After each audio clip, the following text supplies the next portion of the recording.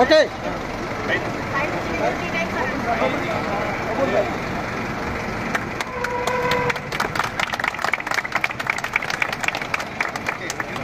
Okay ఇచ్చండి voice తీసేసుకోండి ఒక నిమిషం బస్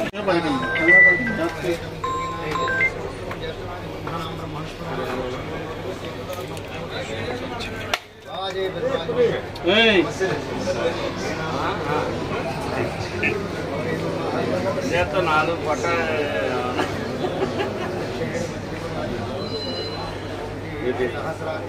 బాబు ఇలా చూడండి సార్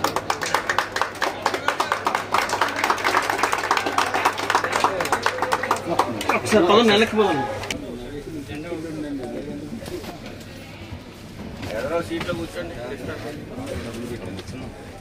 సార్ అరే అరే బాబు కొద్ది వెనక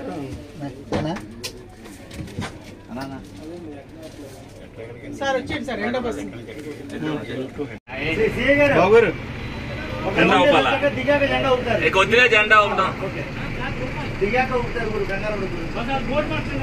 బాబు ఏదో డోపచ్చలే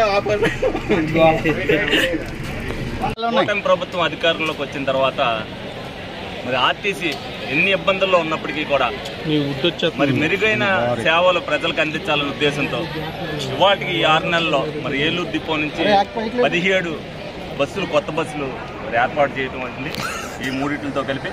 అందులో 2 ఏసీ ఇంద్ర స్లీపర్ కోచ్లు, అలాగే 2 స్లీపర్ కోచ్లు నాన్ ఏసీ, అలాగే ఇవన్నీ కూడా డీలక్స్ కోచ్లు. ప్రతి ఒక్కరికి కూడా ఏదైతే ప్రయాణికులు అసౌకర్యం లేకోకుండా ఉండాలనే ఉద్దేశంతో మరి కూటమి ప్రభుత్వంలో చంద్రబాబు నాయుడు గారు అవ్వచ్చు, పవన్ కళ్యాణ్ గారు అవ్వచ్చు, లోకేష్ గారు అవ్వచ్చు, అభివృద్ధి పదంలో అన్నీ ఉండాలి.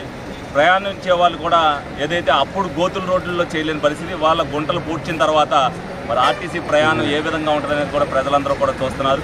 ప్రజలకు మెరుగైన సేవలు అందించడమే ప్రభుత్వ లక్ష్యం అనే నినాదంతో మరి ఆర్టీసీలో అన్ని డిపోల నుంచి, అంటే ఒక్క ఏలూరు జిల్లా డిపో నుంచే కాదు, ప్రతి జిల్లాలో కూడా ఈ కొత్త బస్సులన్నింటినీ కూడా రిలీజ్ చేయడం జరిగింది.